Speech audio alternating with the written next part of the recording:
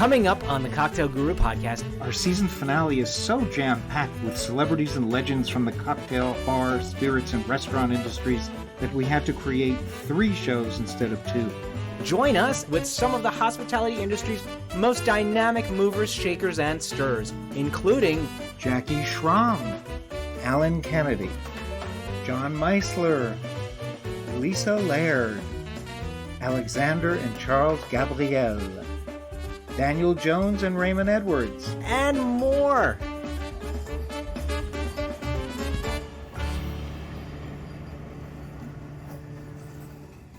Welcome to day 2 at Tales of the Cocktail, Dad. Well, thank you, John. And our live recording. Welcome to you. What do you think? Well, I think we had a great time last night. We did. We really whooped it up, as they say. And I think today we're going to have a whale of an interview. Oh my gosh. Oh, yeah. A whale of an interview. Well, you know why?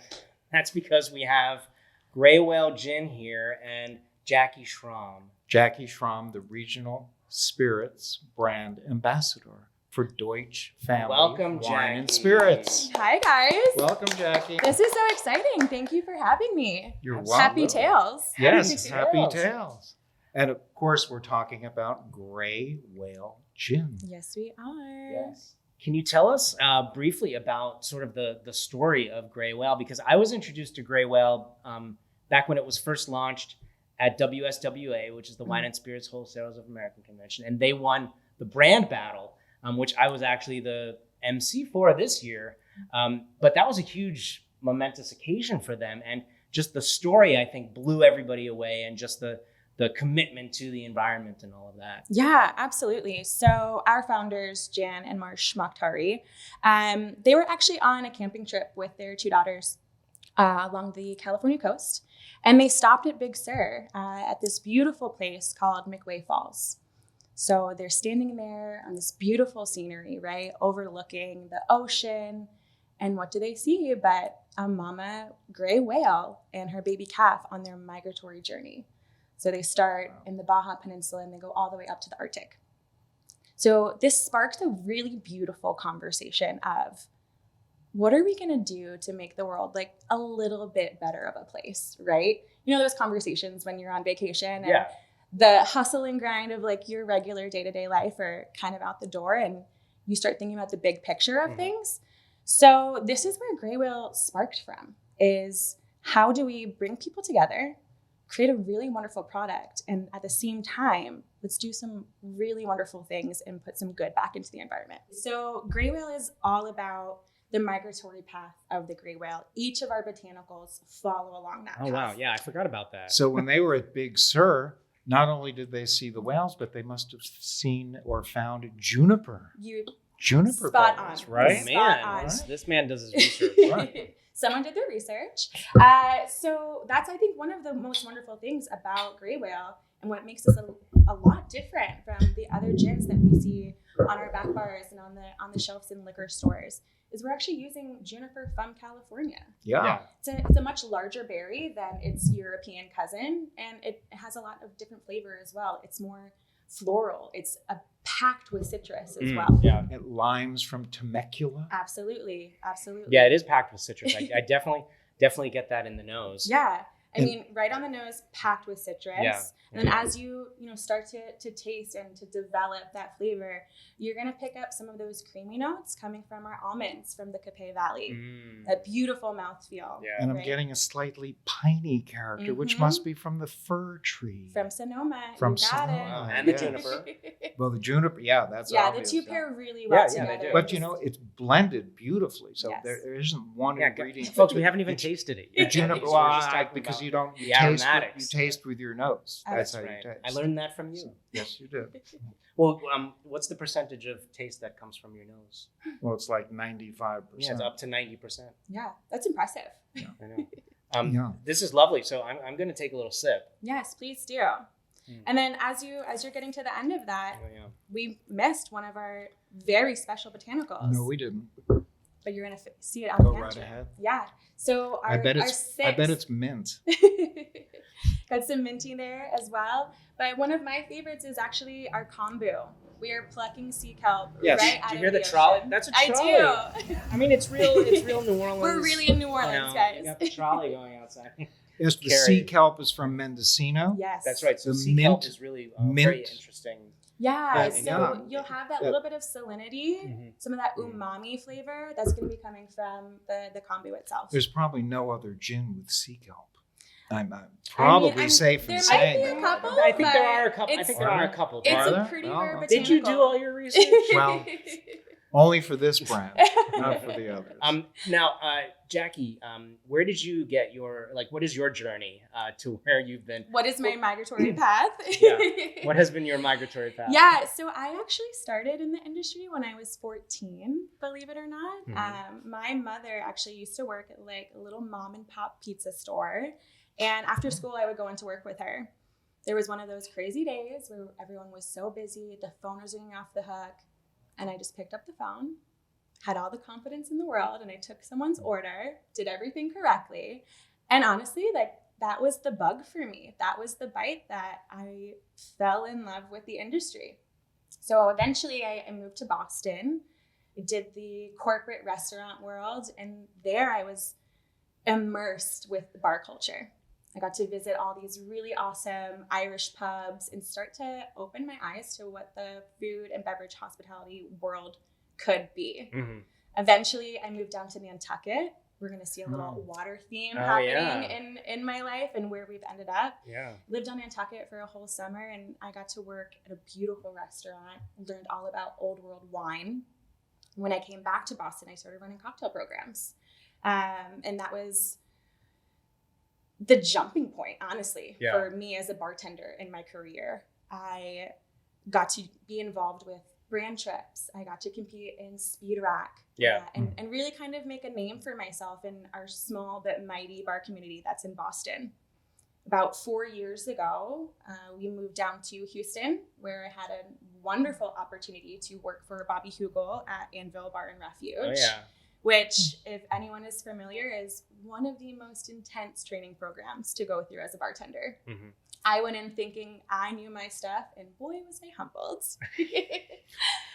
So your beginnings all came about because of pizza. Because of pizza, yes, yeah. Which is one of my favorites. That's one of his of all favorites. Still time. one of my favorites as well. Yes, but I also wanted to mention, going back to Gray Whale, the two charitable partners Absolutely. that you have, Oceana Yes. and 1% for the Planet. Yeah, absolutely. Yes. So we are partnered, like you said, with 1% for the Planet and Oceana, which, if no one is watching and familiar, is an ocean conservation project.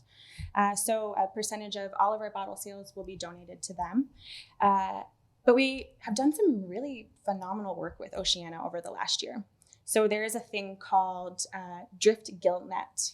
And it's these really wide and really long fishing nets that fishermen use for swordfish specifically.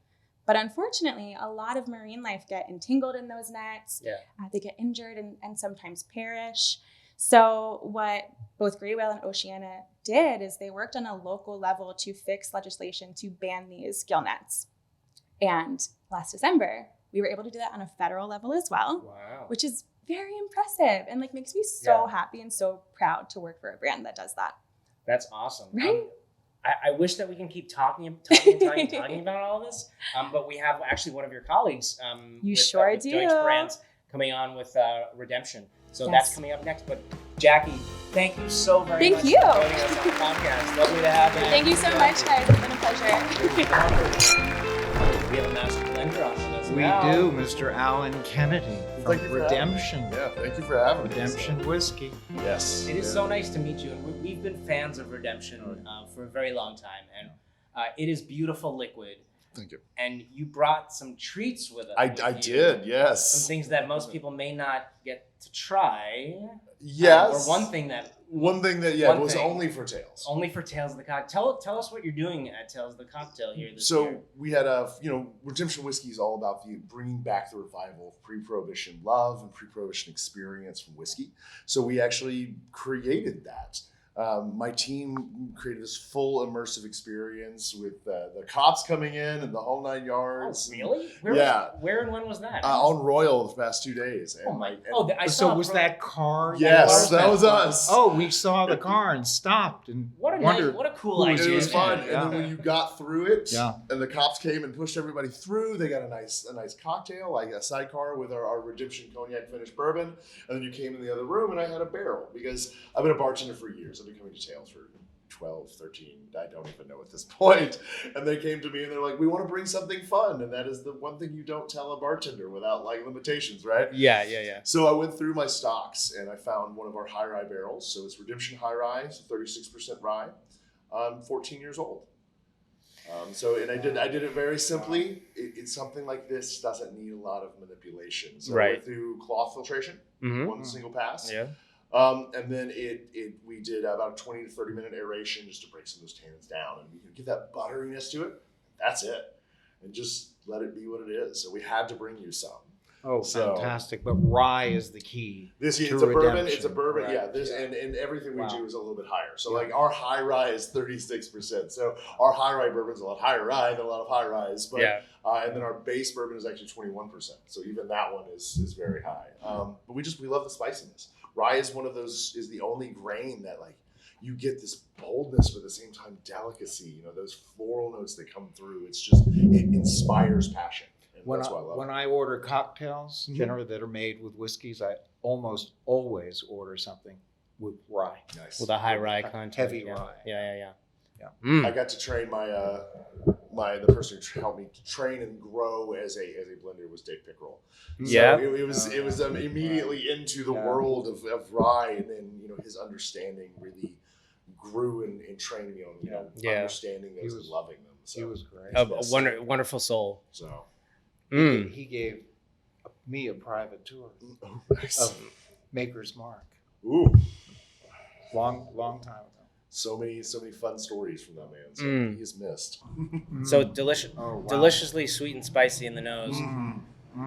Caramel. Oh my god. We brought up, we did it just enough to bring in the vanillas. Yeah. You still get that spice base, a little bit of like fig jam almost in the background. You tell I'm a pastry chef. That's all those notes. that It explains brings that. that love to it. So But it's so rich and concentrated in the It's middle of lovely. the mouth. It's lovely. What is the proof on this? 115.1 when we barreled it off. So it might. There's 136 if you want to get real nerdy. So. We like nerdy. But with the heat and the humidity on the travel down, so it's still in that 115.1 range. So. Cool. And what is your journey? What is your migratory journey? What's my migratory journey? I have a weird one. You said pastry chef and bartender? I started in the pastry world. I grew up even from a very young age. When I'm one of 3 sons, and when I was 5, my mom got pregnant, and she wanted something to connect just with me and her, so she taught me how to bake. Originally oatmeal cookies, that thing, but it was always my thing, and I ended up going to pastry school. When in pastry school, you don't make a lot of money in the back of the house, so I needed to make money, so I started in front of the house. Yeah. Worked at a fondue restaurant of all places, but they had an amazing wine list, and I got the bug. Became a sommelier, maitre d', and then that just led me through different parts of it, and I found spirits. So every paycheck I'd get as a maitre d', I'd go buy another spirit that I'd never had. I didn't. This was before the big movement. I had Dale's book. Yeah. But I didn't know Dale. Right. You know him now, but the Tales wasn't a thing yet. And so I was going and just buying everything. And that led me to cocktails, and that led me to doing that and pursuing, and did some ambassadorship work and worked with different companies. And I met Dave, and I found everything I do is based on experience and love and emotion. Mm-hmm. I made a whiskey one time last year. So last year I went trick-or-treating with my daughters. I have a 2-year-old and a 6-year-old. And so halfway through, the 2-year-old's getting tired. And so we stop. And I bring her down. We're going to hand out candy. And my wife goes and continues trick-or-treating with the older one. Do you guys remember sugar babies? Oh, yeah. Yeah. I certainly They still have those in Kentucky. And so she opens the first bag. And I give her, and it's 10 o'clock at night. But whatever, it's Halloween. And I watch her face, that amazement caramel and candy and just beauty. I'm getting goosebumps talking about it because it's my daughter. And I wanted to portray that in a whiskey. And I went through like 700 barrels, finding butterscotch and caramel notes and all this, and made a whiskey that portrayed that love and that emotion and that experience. And that's what I feel. When I make whiskeys, I want that. Yeah. And I got that through this experience of wine and cocktail and then Dave. And it was just, it's this great, this great combination of this whole world of running through all this that comes together and allows me, to sit with bartenders on Bourbon Street this week and look out and start to come up with ideas of the feeling of what we're all experiencing. Yeah. Because, we can all make whiskeys at 92 points, but it's what can you do that has soul? I want to be there on that experience. So that's great. We're all about experience too, and hospitality industry and getting back to the core of it all. Yeah. And so that really hits home with us too, and everybody out there as well. And we always just keep wanting to talk and talk and talk. Yes, with you. we do. And drink. Yeah. And Alan, you've been an amazing resource for us just in these last few minutes that we've been chatting. And I'd like you. I can't forget. You have a couple of other things here. I just want to. Yes, can we quickly taste a couple of these? Yeah, things? of course. Okay. And I have a question though. What part of the world were you living in when all of these things Mostly happened? Nashville, Tennessee. Oh, Nashville. I lived in Atlanta okay. during some of it, and Nashville, which is where I'm born and raised, and now I live in Lexington, Kentucky. So not too far from Kentucky. Not at too all. far. Yeah.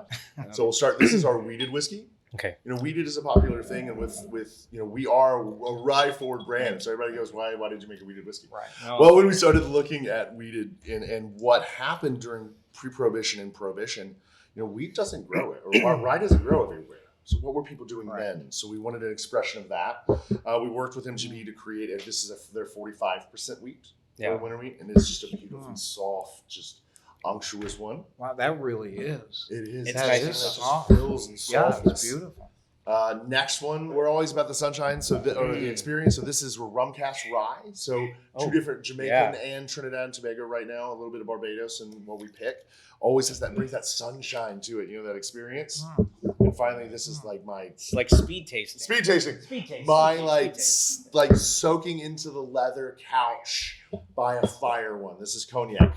High rye bourbon, and it's just beautiful. I feel like I'm going fast forward, like quick. And then we mix them all together. No, I'm just kidding. Oh yeah. Oh And man. When was Redemption first released? So it was released in 2015, I believe. Yeah, that was a while. So Dave Schmier was the original originator. Yep. of it. We know that we had Dave on the show last year. Yep. And then we Deutsch family bought it, and we've heralded it since then. And I know it as Redemption Rye. Mm-hmm. That's how it was originally marketed. We still. Awesome, Alan. Thank you so much for joining us. Of course. Thanks, Alan. It's a reunion of old friends, and old and new, because I don't think you've met Mr. John Meisler before. I have probably met John along the way over the years. Some rum joint somewhere. Some joint somewhere, and But I'm sure John we've tasted. John and I do go back Way quite back. a bit. Yeah. I remember doing a rum class in New York with you when you were head of the USBG. That's right. And I'm talking, that's That would have been 12, 13 years ago. More than it was like 2006, 2007. Yeah, it's been a while.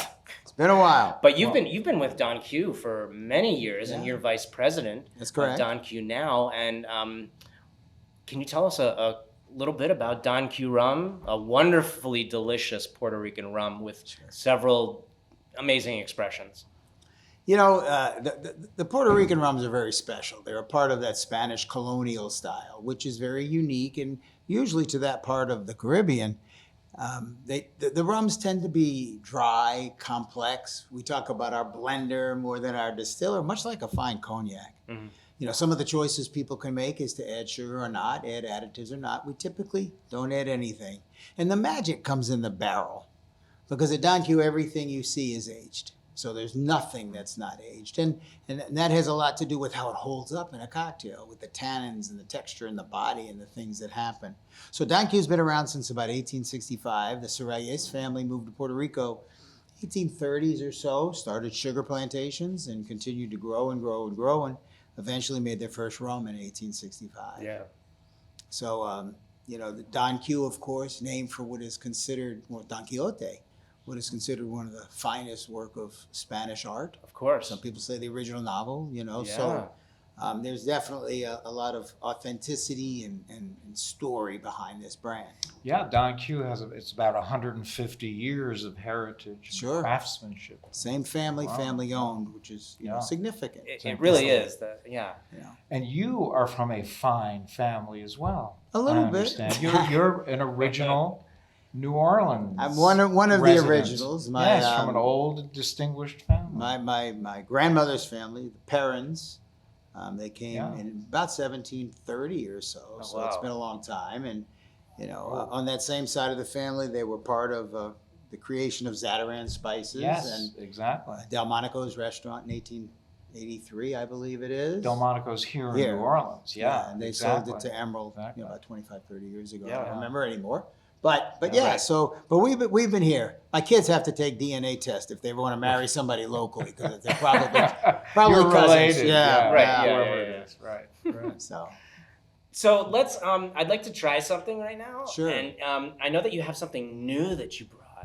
Should we try that first? Well, we What do should. you want? I think it's fun to try that I first. think so. Yeah. Sure. So this is the new Naranja. Now, Piranha, orange. that's Yes, correct. Yes. At Don Q, we make flavors that have indigenous fruits or roots Yeah. to the island. Yeah. We grow citrus on the island. It makes Sure. sense. We're not going to have cupcake and birthday Right, cake right, and right, fruits that right. don't exist. It's generally very authentic. Mm. Now, of course, I mentioned sugar, but we're going to add sugar to the flavors. That's part of the process. Yeah. But we like to see where the proof is going to balance out, where the flavor comes out the biggest, and the proof just balances everything. So Yeah. nice balance of flavor, alcohol, and sugar. And so, application-wise, what is the target application use of this? Well, of this product? out of so many, this one tends. We have several flavors, of course, Yeah. but this one just has some incredible possibilities, right? Yeah. So you can even do a pinkies up. We can do an Aperol spritz. Oh, I like that. With a little bit of that orange. We can do orange in a frozen pina colada and do a pina dreamsicle. Mm-hmm. So it goes all the way from the beach to Yeah. the highest end. And potentially deep- as a substitute for a triple sec and some in classic, a margarita some classic style That's what I was cocktail, thinking. daiquiri Yeah. margarita, exactly. Mm. So you get that big smell, but Mhm. Mm. Oh, that's so good. bright really good. That is orange, so good. crisp, and then you get the tannins. Yeah, That's from the wood. it's really so good. even this is aged. Freshly cut orange, the peel, the meat, the juice. And this is about 90 days out from when we launched it. That's Okay. how new this Oh, is. wow. really? Yeah, really new. Brandon, the Yeah. balance on this is incredible. Yeah. It's just, I mean, you could even just simply do this with a little soda. Yeah. And an oh yeah, orange. easily. And it's just a I mean, you don't even Beautiful need that. You summertime can just drink. drink it like we're doing now because it's perfect. Yeah, It's beautiful. yeah. And there's no real hint of alcohol in there at all in the finish. It's nicely balanced. It's So we, beautiful we know we have our Cristal, which is our clear rum, our white rum. We have our Gold, or 151. We have our flavor portfolio. Yeah. So much of what we've done, and I think in many ways, well, I know in many ways, we were pioneers in the aged rum category. You were talking about you and I. We were tasting this Grand Reserva back then, Yeah. before it was cool to have aged rums. Right. Exactly. So we're really proud of this, and we experimented with several different things. But the Grand Reserva is our flagship. Is this the next thing Well, that we I- can taste? Yeah, I let's think we just should go taste straight to that.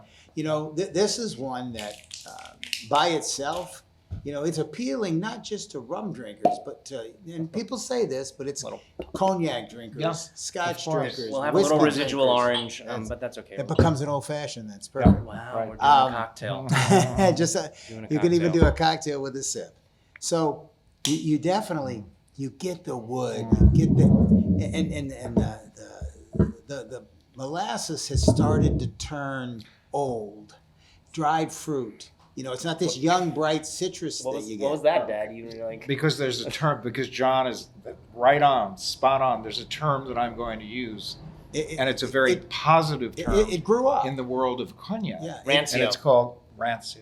That's exactly right. It grew You're up getting a little hint bit. of It start. grew up. A young rum tends to be bright, bananas, citrus fruits. Right. As this molasses is aged, So good. It's got the tobacco and the dry fruit, the Mhm. dried apricots, the leathers, the Yeah, chocolates. that's what the Rancio is. Yeah, That's the where leather, all of those the- characteristics And that's come just in. time. So 9 years plus in bourbon barrels, used Mm-hmm. whiskey bourbon barrels. And then we blend it with a little bit of the Solera rum that we've had sitting down for quite some time. It's so, Prohibition. good, so rich and complex. The finish is beautiful. What's in the last minute or so that we have? What's next for Don Q? Is there anything new? Is there? We're, back to that exciting? age things. Yeah, We've yeah. been experimenting quite a bit, and not experimenting, but you never know what wood's going to do, right? Sometimes. So we've experimented with a plethora of different barrels. We've put down Italian sweet vermouth. We've put down Oloroso sherry. We've put down now port. We've got California Zin. All these flavors, yeah. and they were put down after they've been aged in the whiskey barrel, so it's double oak, double cast as we call it. But time is the only thing that tells how it's going to taste. Right. A sweet vermouth took about 3 months in those Italian casks, and it comes out all of a sudden it's a Manhattan. I mean, it was just that quick. Yeah. Whereas some of the others, time has taken a toll. Right.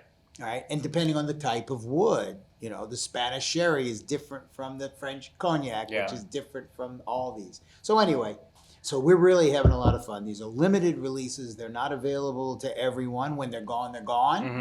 Mm-hmm. But we're going to continue to experiment with things that, and lead the way. That's great. Yeah, you really are leading the way. And we, I need to go to Puerto Rico. I am going to Puerto Rico in December actually, with my family. So, Oh, good. Should I stop by? You need to. Giselle says, give me a call. She's signing. Give me a call. Okay, thanks. I will. Well, this has been amazing, John. It's always great to see you, and I'm so Always thankful good that to you see were able to come on the show. My pleasure. John Nice to meet Meisler, you. thank you Cheers, very thank you. much. Cheers. Thank you very much. John, this is momentous because we are amongst royalty today. Yes, we Yes, are. this is royalty. We have Lisa Laird with us, who I've been wanting to have on the podcast from the very beginning. And Lisa is known as America's First Lady of Applejack or Apple Brandy, whichever you want to call it. But I'm calling her America's First Lady of Spirits because she is that important within our industry. I mean, this company, Laird, just goes back to the very beginning of our history. Well, Lisa is 9th generation. And she's 9th, and her lovely daughter, Laird, is 10th generation. And this is just one of the most exciting interviews we've ever done. Hi, Lisa. So thank you, Lisa. Hi. Well, I love that introduction. Thank you. You're welcome. He has Well, good ones. look, you have federal liquor license number 1. I mean, come on. That's very important here. Exactly. Internal Revenue Bonded Warehouse number 1. Yeah. Yeah, we have a lot of number 1s. But we're also talking about your license goes back to 1780. I mean, we're not talking about post-prohibition license. We're talking about a license from 1780. Yeah, well, originally, which is- yes. Yeah, original. Yep, the original. And I then, mean, who wants to talk about post-prohibition when you can talk about well, and 1780? post-prohibition, we're DSP and J1. Right. So, So yeah, it's And been... Lisa, can you tell us a little bit more about the familial heritage and sort of how it came from what it is to the modern time?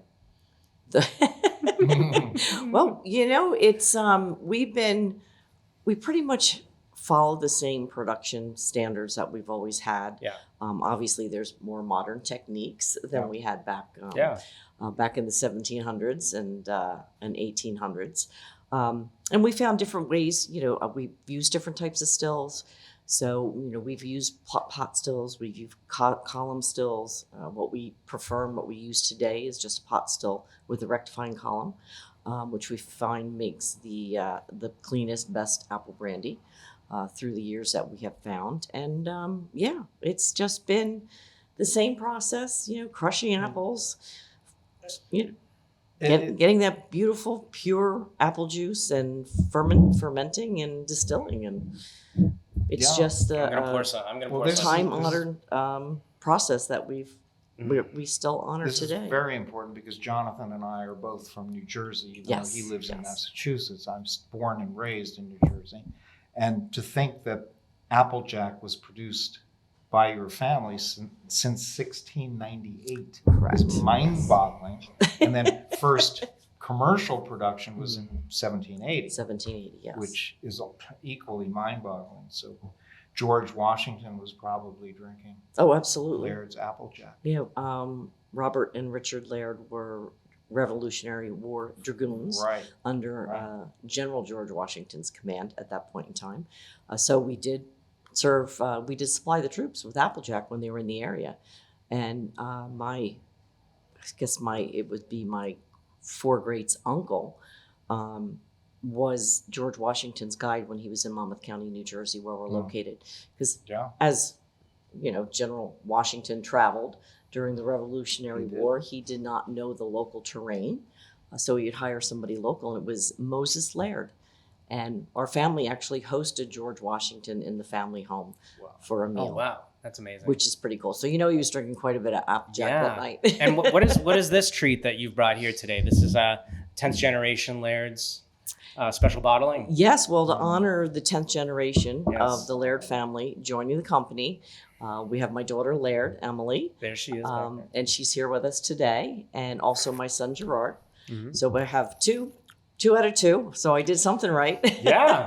Yes, That's you really did. They're probably gonna the biggest continue. pressure my having a gosh, family yeah. business is getting that the next generation to come on board. So this is a bottled and bond product, but it is aged an additional year. So this is aged for 5 years. And you can really tell there's definitely a difference between our 4-year, which is very, very popular with the bartending community. And this is definitely rounds out the brandy, because that 4-year-old has that punch to it, which the bartenders love. This softens that quite a bit, just that additional year. I'm gonna keep pouring, Yes, please so that we can do. try all of these products. So this is your barrel aged series. Yeah, this is brand new. We've just introduced our barrel aged series, and I have an Irish whiskey, which we are sampling today, bourbon, and a corn whiskey. And we've taken those products and finished them in our apple brandy barrels. Now, what's really interesting about the Irish whiskey is I had to ship my barrels to Ireland, and the finishing aging was done in Ireland in order to retain Irish whiskey on the label. Yeah. Now, could I be getting some apple from that? Oh, absolutely. I'm getting it. That's It's- because it's aged I in apple I brandy understand cask, that, but I just Dad. want to make sure that It Have you is I'm been tasting listening? correct. Definitely Yes, I coming have. through. But it really does come through. It does, Much yes. more so than I would expect. Especially with the Irish whiskey Yeah. and then our corn Because it's a whiskey. lighter whiskey. Bourbon, not so much, but Right. bourbon is bourbon and everybody loves bourbon, but you do get the apple essence Thank you. in that product as well. But the Irish whiskey, the apple really shines through. And in the last minute or two that we have, I know it goes by so fast. I know it So does. We have It much does. more to This talk is your about. bottled old fashioned. Yes, or RTD, high proof. It's 80 proof, old fashioned, and we use our 3-year apple brandy, Angostura bitters, some orange bitters, Oh. and Oh, sugar. so good. So it's That's very simple recipe, and I basically brought my cocktail that I enjoy at home, put it down, and said, "This is what we need to replicate." But this is what I really wanted to talk about. I understand that at one stage of your life, you were interested in becoming a veterinarian. You got into the family business, obviously. You did your But- research. Was Yes, that yes, I did. large animal? Yes, veterinary, yes, equine, equine, yes, absolutely. But bringing Laird's into the 21st century, you were greatly influenced by, and I understand what the dilemmas were, what the situation was with spirits before the young cocktail generation came Mhm, about. yes. But I know that you went to places like Pegu Club and Little Branch, Mhm, and mhm. and possibly met with Sasha Petrosky. I don't know if Yes, you met him. yes, I had absolutely. the opportunity to do that, and you became aware of the cocktail culture in full force, and you were able to integrate Laird's into the new cocktail culture. But also Gary Regan and Yes, so- getting in with his cocktails in the country classes. That's where I was first introduced. Really? And that was, it 2001. Yeah, I Well, took his Jonathan first. and I took the class together. His Yeah. first And class. you may have Really? been involved since almost Yeah. the beginning of that. Yes, I was. Yeah, you you were know. one of the I- original sponsors. And then you and I coordinated because I started working for Gary, Mhm. pitching sponsors for his cocktails in the country. And Yeah. because of all that, Laird's has become an integral part of cocktail culture tonight. It's the bartending community. Yeah. Their love and Yeah. appreciation for the product has really grown our product globally, not only in the United States, Right. but we now export to various markets because of the bartending community. I mean, Yeah. it was exported in suitcases. Yeah. I Right. mean, Right. it was all over the world because when somebody was coming to the States, they would always say, Yeah. bring me some of the bottled and bond. I need bottled and bond. I can't get it here. And I would find it all over the world. But now, I'm exporting to 18 different markets, and that is because of the bartenders. Yes. It's just, and I you're- have such an appreciation. Yeah, I mean, For you're the basically bartending one of community. us. You're one of us. You're one. Well, thank you. You're fully no. I mean, you're Sure. fully as a brand owner, and you're fully immersed in the industry, and that's Mhm. that's rare. You're not looking at it from the 30,000-foot level, but you are because of the brand power. But you're Mhm. down on the ground, Exactly. and I love it. And it's interesting, especially going back home and letting everybody know what's going out in the market. And one of the reasons we ran out of our bottled and bond, if you remember, we took it off the label for 4 years. Yeah. That's because my father, Larry, did not listen to me. I kept telling him, we need to produce more brandy. We need to produce more brandy. He didn't. And then finally one day he goes, we need to produce more brandy. I'm like, oh, Hello. finally. Okay. And we had to take bottled and bond off our label for 4 years because we could not guarantee Yeah. it was 100% 4-year-old. Wow. Well, the products, what you brought here today is beautiful and amazing, and we're so glad that we were able to sit down with you here at Tales of the Cocktail. So thank you very much for joining us. Yeah, well, thank you for having me. It was really exciting to see you, and we'll have to do this again. It's been an honor. Cheers. So thank you. John, Yes. we're lucky Yes, once Dad. again. Yeah, we are.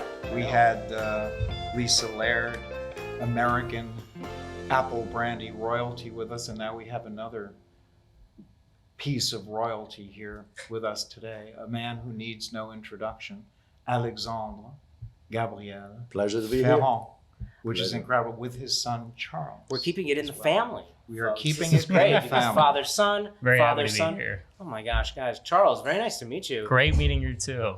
And And when you think about cognac, I think about Ferrand. When I think about dry Curacao, I think about Ferrand. and It's rum, incredible. of course, plantation And- rum, And all the great, those are my, Citadel gin. I just can't get enough Thank of you. plantation rum. I mean, your products, Alexandre, really hit home for so many bartenders, consumers too, and you're at all of the amazing events. You're here at Tales of the Cocktail. Can you give us a little bit of background on Ferrand and the brands themselves? Well, as you know, I've been doing this for 34 years. Yeah. And so, we're a family business. It's true. We saw Lisa and her daughter. And I always say there's two things that I think is wonderful in our business is the sense of community and family. So when you see family businesses, it hits home and we love it. It's like the two of you, father and son. And then also farming. I think behind, every great spirits and even not so great spirits, there should be somebody farming something, right? And that's Right. very true. We have the late harvest yuzu. It's a very specific, yuzu harvested in Morocco from Lagrumiste. And Lagrumiste is a farm that actually grows citrus for the star chefs in France. An incredible farm and guy. And we wanted to do a yuzu curacao, which would complement the orange. So that's what we did. It's a limited edition. Yeah. And see, we already drank too much. That's what happens. Dropping the glasses. I've never tasted this one before. I've tasted the traditional dry Curacao, but not the yuzu. And this is just mouthful. I've been reading about it and wanting to taste it for. And this is brand new, wow. launched. Yes, so we did one harvest last year Yeah, because we were learning about yuzu. You see, because yuzu, I've learned that if you let it sit on the tree longer, because they are harvested early to get this very yuzu-ish, taste of Yep. the juice. Now, if you let it sit on the tree, I've been told by the farmers over there in Morocco, then the flavor migrates progressively to the skin. Remember, we distill the skin and some of the fruit to have that comfort and beautiful, nice, very defined taste. And so that's the Curacao yuzu. So we made one batch. That's why we call it late harvest. When you let it sit, it gets a little sweeter and more. Absolutely. And then we did one batch and everybody loved it. They were like, we need more of this. And I'm like, okay, we'll do a second batch. So it's going to be like a late harvest vintage yuzu. We're going to do one every year with the harvest that we get from this very special farm. And the harvest doesn't take place until February. Alors, you're right, That's exactly. incredible. Alors, usually the harvest of yuzu is more like October, November, Right. but we wait a few months to have the yuzu fully ripe for using for distillation. That was the great finding. You know, there's always a secret that a distiller has. Gonna give you one. If you make a liqueur from pear, you use a little bit of quince, for example. It's just a little secret. Yeah. Or cassis, you use the bourgeon of the flower. Here, the idea is to do it at a later stage. Mm. You like it? It's delicious. I love And it. 40% ABV. So, cocktail ingredient stands up to all of the other base spirits and you That can makes use a it. great margarita. I haven't tried it in It's- margarita. Yeah, yuzu margarita. So it's yuzu late harvest, dry curacao. Exactly. Charles, growing up in the business like I did, was your dad giving you all these types of things to taste even at a young age? Yeah. And was he giving you tasting notes and you were like, what the hell is this guy talking about? I have no idea what's going on here. Because that's how it was in my I house. forced him to taste. I started maybe a little bit too early. Like, I just remember probably my first taste of cognac. I might have been 6, tasting it with my pinky. Yeah. Well, he started when he was 3 hours old. Okay, straight straight out of the bottle. Champagne. Yeah. That's how they woke you up. And do you have a spirits background or bar background or business background? Yeah, so I have a decent amount of background. I kind of basically grew up in the industry, following my dad around, going to visit distilleries. When we were on vacation, we'd constantly be going to distilleries either in Mexico or in Ireland. Yeah. And after that, I worked for a distributor in Denmark for fine wine and spirits, and then worked at Teeling Whiskey Distillery as a distiller there for a few months Oh, cool. for free. Yeah. Because I just wanted to learn how they Great. made their secret recipe. And now, and I kind of just like, if there's any events or anything, I'll tend to follow along, help out when I have any time on vacation. So, the distiller's family business, we swap each other's children for cheap labor. It's one of those. Oh, is that what happened? Of course. Okay. And you grew up in France, Charles. right? Yes. And you probably speak impeccable French and you speak impeccable English too. And I'm very jealous because I'm half French, but I grew up here and my French is rough, around the edges. It's pretty fluent, but it's rough. So I'm jealous. Now I've been in the U.S. for more or less 5 years now. It's starting to get rough now too. I'm starting to get The French is starting. yeah. Yeah. Okay. I'm out of That practice. makes me feel a little bit better. But you're living here now. Yes. And where? yes. In Chicago. Oh, great. Yes. Fantastic. And what Alexandre, what are you guys doing here at Tales? So Tales is wonderful to us. It's like a family reunion. We get to see everything. I have a confidence to make. You saw Lisa. Yesterday there was a tribute to Rocky, and God bless Rocky. yeah. And we were, pickup trucks outside of a nice bar, and they put some lining with plastic and Excuse ice me, water. I saw a social media photo where you were dipping your feet into a tub of water in the back of a pickup truck. I keep telling people we are a family of French rednecks. They don't believe me. French That's what we are, And so we were there, and Lisa was there. Yeah. And we actually agreed on a barrel swap, like in the back of a pickup truck nice. with other guys that were filled up of ice water. That's hilarious. And keeping cool. And that's how family business is. We think they do great products. And we did Stiggins, the pineapple rum barrels are great. And so we're thinking about, doing a double aging for her delicious products, and we're going to use some of her barrels. And we shook hand on it last night. Wow. Fantastic. So like in a lot of financial deals, the deals are made like on the golf course. Yes. But in our industry, the deals are made in the back of a pickup truck. Exactly. Yes. Full of ice water Yeah, in full Louisiana. of ice water. Absolutely. Oh my God. And drinking a good cocktail. We think that's normal. That's our Tales of Cocktails. And of course, a lot of learning, a lot of sharing. Now, what it's about, seeing a lot of friends. I love the bar world, such a beautiful community. Yeah. And so that's what we've been doing all month, a week. And you guys are constantly innovating, and I wouldn't be surprised if you have something else up your sleeve. I don't know if there's anything that you can share, or you could just let us know, hey, we're working on something that you think. There's always, we create 10 new products every month. So I always wear cargo pants. You create 10 new products every month? Yes, but we don't launch 10 new products every. I have always cargo pants when I work. He's pulling I stuff have out of bottles his in my pants. pockets. That's a friend of mine, Keto. They do an incredible rye whiskey in the country of Rye, Finland, which is malted, actually rye, strange. Yes. And then they use the plantation barrels. So they gave me the samples I was got in my pockets. And so we research a lot of things. And as you know, with Citadel, we do new expression every year. Yep. Also plantation, a little breaking news. We're going to have soon a plantation Paraguay, where this is Caña Paraguaya. It's a special where they actually warm the juice, create almost like the skimmings of the 19th century. People don't think they exist anymore. And aged in a wood called incienso, vat aging, which is very traditional to rum. So that's going to be one of the plantation new kit, coming soon. That sounds amazing. Well, we're so thankful that you've been able to come here, Alexandre and Great to be Charles. here. All the best. It's always so great to see you at every event. We've seen each other quite a few true. times now that events are coming back. BCB Tales. But cheers to you guys. Thank you so much. Cheers. It's great to be here. Alexandre, Gabriel, and John. Thank you. All right. Well, I am so pleased to see my good friend Daniyel Jones with Angostura Rum, and he is global brand ambassador, travels the globe working with Angostura. Raymond is Raymond. Why don't you let us know what exactly you are now? I know chief mixologist, chief brand educator. Well, chief brand educator. My passion started off in the hospitality industry, so bartending is very close to my heart. But I channel or pretty much try to my best at the helm to streamline the communication for all our global BAs. That's amazing. And how many BAs are there around the globe? Approximately six of them that we work very, very closely with. 6 key BAs. But Daniyel, who is based in Paris, does a lot of... That's right, you're based in Paris. Have you always been based in Paris? No, I moved just 6 years ago. What's Paris? How's Paris going for you, bud? Oh, man, what a city. But I'll tell you, man, our roots are embedded on the island of Trinidad and Tobago.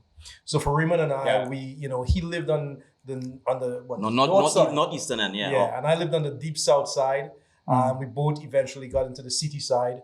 But because of that culture that we were brought up in, we have this richness of our heritage. So to be honest with you, man, I feel like I'm affecting or influencing Paris more than it's influencing me. Wow. So as much as there are 500 cheeses, I love my spicy food, man. What are your favorite French cheeses that pair with Angostura? Oh, Angostura is so good with cheeses too, man. I have to admit. Oh my gosh. But before I say this, I have to pour a drink of rum because it's such a great pleasure to see you. And you know it, man. This is a pleasure for us. Because I want to say something. Like when we drink rum, it's cultural for us. I always tell people you're supposed to experience a bit of the island. Yeah. Now remember, if you go to Jamaica, you go to Barbados, you have about 5 distilleries to visit. If you come to the island of Trinidad, there's only one, baby. House of Angostura. Yeah, and I did want to say that everybody out there, especially in our world of cocktails and spirits, knows Angostura bitters, but not everybody is familiar with Angostura rum, which is a fantastic line of rum. So we are. Yeah, I think that adds to the whole discovery category that Angostura falls in. It's where our journey began in 1824. Yeah, bitters. Exactly. Absolutely. So Dr. now, Siegert. Dr. Siegert, Dr. Johan Siegert. I can go through the characteristics with you guys, but you guys are connoisseurs, I know this. So instead of that, I'm going to bring a little bit of the philosophy that Raymond and I grew up in. Okay. When we drink rum on the island, we become more than friends, we become family. Yeah. Some people drink too much and they do become family. It's just right. It happens, right? And the philosophy is this. When you have good rum, good friends, you always make great memories. Absolutely. Jeff, guys, it's a pleasure. That is beautiful. Thank you. Thank you, Chess. Thank you for being here. As well. That's great. Yeah. Daniyel has a great laugh. I mean, you're just like, you light up a room with that laugh. Thank you, brother. Thank you. Oh, man. Yeah. Wow, that's good. It's Fresh, delicious, right? Fresh cut sugar cane. Oh man, listen, man. This is molasses based, but this is the 7. I mean, you know the 7, man. No, it's for me. It really speaks through to our distillation, to our master distiller and his ability to really capture the heart and soul of the distillate. What we do here is that we take heavy and light rums from the still. This is then given to our master blenders, who are all female. We have an all-female blending team. Yeah. Wow. And, it's not to be sexist or biased in any way, guys. Yeah. It's just the reality of growing up on the island. Growing up, I know Haji, we say Haji. For the Hindus, Trinidad is very, very diverse. Grandma, my mom, you saw these ladies in the kitchen. What my dad and granddad were doing, they were on the farm gathering the food. Yeah. So in respect to flavor, understanding flavor and balance, from a historical standpoint, in Trinidad and Tobago, the women always had that pioneering act of being able to cook and really understanding flavor. It's the same thing at the distillery. If it's not broken, why try fix it? Yeah. So this has worked for the House of Angostura for many, many years. It's beautiful. And you brought another tree. Oh, yes. Absolutely. 1919. Angostura 1919. In the earlier years, pretty much this was an original Fernandez. And I say Fernandez because Seagate and Sons acquired Fernandez, really bringing together two powerhouses, masters of bitters and the master of rum, to form the House of Angostura. Now in 1932, and then you know the story, Manuel Fernandez, he bought a government bond that was totally engulfed in fire. Now he's very strategic. It was a business meeting. When he opened the doors and realized what was in this warehouse, he canceled the meeting, sent the guys home. And what he did was, went back, opened it up, realized it was stuck all the way to the ceiling with cask. On the cask head had the number 1919. This was in 1932, 13 years later. Yeah. When he took down that cask, this is what he tasted. So the House of Angostura, to commemorate that liquid that Mr. Fernandez found in those casks in those earlier years, we give the world Angostura 1919. Oh my gosh. So Angostura has reproduced the style. Yeah. Absolutely. Even got his family members found. who were alive to get involved, Yeah. Now, I'll tell you this. We get a bit sentimental sometimes. So I want you to picture this. You char a barrel on the inside. You know that the wood is going to be stimulated. Imagine if the wood has been exposed to heat on the outside. There's something magical about this. Yeah. So I think this is what really inspired Mr. Fernandez, and he fell in love with this blend. And for us, recreating it was paying homage and celebrating a blend that is so unique. And this is why you can taste 100 rums, but when you taste 1919, you're like, oh boy, that is It's Angostura. special. Yeah, It's that's very special. Yeah. Concentrated Very and special. rich and Yes, absolutely cheers. complex. Cheers, guys. Thank you. Cheers, guys. Cheers. And you guys brought this for us. Can you tell? We have industry people who watch and listen, but we also have non-industry people who may not necessarily know the significance of swizzles. It's not what you think. Can you tell the folks at home? Oh man. Well, some people call it chicken feet because they look like chicken feet. Yeah. But the art of swizzling is indigenous to the Caribbean region. It originated in the Caribbean region. Absolutely. And the reality is, a lot of the workers on these estates in the earlier years they weren't as fortunate as their masters to acquire silvery and cutlery to prepare their food.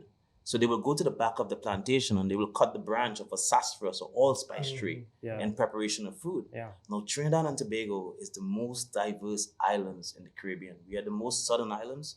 And when I say southern, in that, here in New Orleans, we get hurricanes. In my 40 years, I've never experienced a hurricane. Yeah. In Trinidad, knock on wood. Wow. Protected. But it really speaks to the diversity of the island. Now, on the East Indian end of Trinidad, we have a dish called dal. And to make dal, you need a dal gutni. And a dal gutni is a swizzle stick from the island as well. We take dal, we boil it, we reduce it in local spices, and then we swizzle it to make a paste. But on the African end, we have callaloo. And callaloo is dashing leaves or spinach reduced in coconut milk and local spices like shaddock beni, pimento. It's a Sunday special. It's a must-have on a Sunday. Goodness. Every Sunday, We make crabs and callaloo. Is this our invitation to share that? For I don't know. someday? Jeff has been there on the island. I have been, yeah. Yes, but I was going to ask, why didn't I have all these dishes there? You know, I was at Angostura, I was at the distillery, but it was only a quick, like, 2-day stay. No, I didn't get to have these great specialties, but the food was wonderful nonetheless. Because you need to come back. what really, we need to would love give to it a come local back. tour, brother. Thank you, Mac. Thank you. but what it really speaks to is the mere fact that it really indicates to us where swizzling really originated. It didn't originate in the bar, as we use it for our national cocktail, the Queen's Park Swizzle. Right. It started off in the kitchen, right, and made its way in the bar, as most bartenders would have plied their trade and started their journey, taking ideas and concepts from the kitchen and bringing it into the bar. And that is one of my favorite cocktails of all time. Oh, man. Queen's Park Oh, Swizzle. Well, let me tell you, man, Fantastic. what amazes me about the Queen's Park Swizzle is this. Firstly, the hotel was one of the first to have electricity. All right, so Queen's which Park meant Hotel. that you had all these dignitaries, movie stars coming to it. Mm-hmm. It overlooked the largest roundabout, which is still today the largest roundabout in the world. Queen's Park Savannah. Yeah, the Queen's Park Savannah. Right. Now, one of those famous people that went to this hotel in the 1930s was Trader Vic. Imagine of that. course. Now, he 1946. came intentionally, Yeah. not because the women were Right. beautiful and the rum was great. He came because of this cocktail. Yeah. He was following Yeah. Dunn, right? Dunn Yeah. did not reveal his secrets, Right, right? right. So he came to the island to try this famous cocktail. Now, there wasn't Instagram, there wasn't TikTok, but word went around that this cocktail, the Queen's Park Swizzle, was a winner. Yeah. And when he came, I always think about this, man. He declared in his book, Trader Vic, Food and Drink, that the Queen's Park Swizzle being the most delightful form of Oh my anesthesia gosh. given today. Yeah. Right. Now imagine if you could describe your cocktails with your own voice. Like 3 of these will get you so sexy. It's amazing. We could keep talking about all of this, and I want to, but we don't have any more time. I got you, man. That's I all got right. you, Guys, man. this has been amazing. So thank you very so much for the thankful for opportunity you as to well. come here Pleasure, and pleasure, join man. us. Angostura got rums. Yeah. Thank we you. have so much We do. more to talk about concerning Definitely, Angostura Thanks, rums, Daniel and Raymond. Angostura bitters, and Yeah, I think this should be culture. considered just a trailer. Yeah, All right, exactly. so- Yeah, I like okay. Thanks, guys. Cheers. continue. Yes, we continue. That does it for today's show. If you enjoy what we do, please rate, review, and subscribe to the podcast. You can also support the show with a small monthly donation to help sustain future episodes. Just click on the donate button at the top of our website and choose your donation amount. To learn more about our guests, visit www.thecocktailgurupodcast.com or follow us on Facebook, Twitter, Instagram, or TikTok. The Cocktail Guru podcast is produced by First Reel Entertainment and distributed by Eats Drinks TV, a service of the Center for Culinary Culture, home of the Cocktail Collection, and is available via Anchor, Spotify, Apple, Google, Amazon, and wherever you listen to your favorite shows.